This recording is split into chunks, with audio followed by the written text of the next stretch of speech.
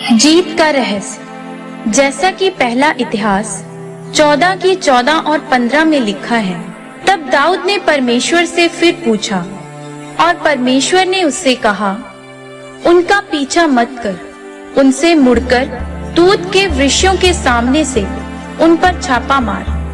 और जब तू तूत के वृक्षों की फुनगियों में से सेना के चलने की सी आहट तुझे सुन पड़े, तब यह जानकर युद्ध करने को निकल जाना कि परमेश्वर पलिश्तियों की सेना को मारने के लिए तेरे आगे जा रहा है।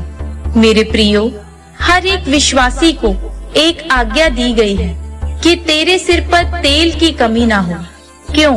क्योंकि तेल एक ऐसी चीज है कि अगर आप उसको बार बार नहीं भरेंगे तो वह सड़ जाता है, और अगर उसको खुला छोड़ देंगे तो वह उड़ जाता है। उसी प्रकार मसीही जीवन है कि अगर आप अपने आप को परमेश्वर की सामर्थ, उसकी ताकत और उसके मसा से नहीं भरेंगे तो आप जीत नहीं पाएंगे। मेरे प्रियो, जिस प्रकार हम बाइबल में पहला इतिहास 14 उसकी 8 से 17 आयत में पढ़ते हैं, तो लिखा है कि जब परमेश्वर ने इज़राइल का राजा होने के लिए दाऊद का अभिषेक किया तो पलिश्तियों ने उसके ऊपर चढ़ाई की। तब दाऊद ने परमेश्वर से पूछा कि परमेश्वर, क्या मैं उन पर चढ़ाई करूं?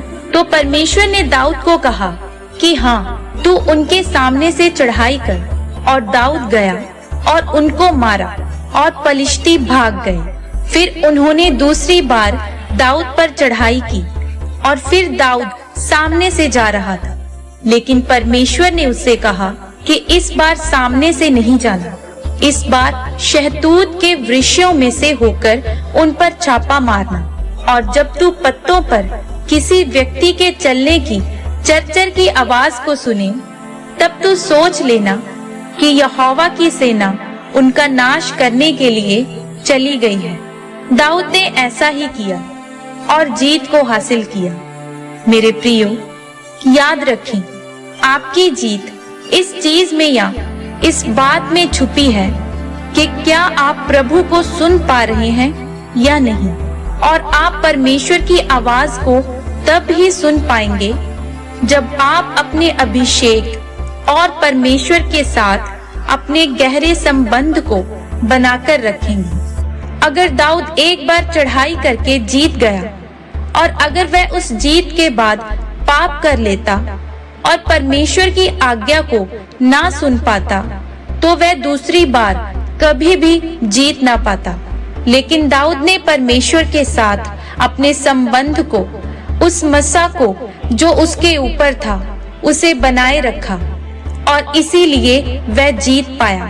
मेरे प्रियो, आज कुछ विश्वासी इस तरह के हैं कि परमेश्वर ने उनके जीवन में काम किया, उनको आशीषित किया, लेकिन जब उन्होंने पाप किया तो वह सोचने लगे कि अब मेरे जीवन में पहले वाली आशीष क्यों नहीं आ रही, क्योंकि पाप करने की वजह से उनके जीवन में परमेश्वर की हजूरी अब नहीं रही, वह मसा नहीं रहा।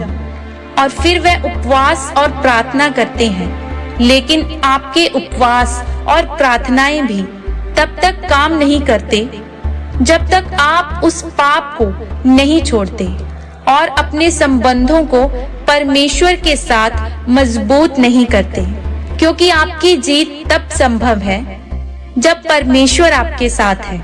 मेरे प्रियो, याद रखें, जब परमेश्वर के साथ आपका संबंध गहरा होगा तो परमेश्वर आपकी अगुवाई करेगा, जैसे उसने दाऊद की अगुवाई की। इसलिए अगर आप अपनी मुश्किलों से और शैतान के हर बंधन से छूटकर जीतना चाहते हैं, तो रोज अपने आप को परमेश्वर की सामर्थ, ताकत से भरें, क्योंकि आपकी जीत इसी में है।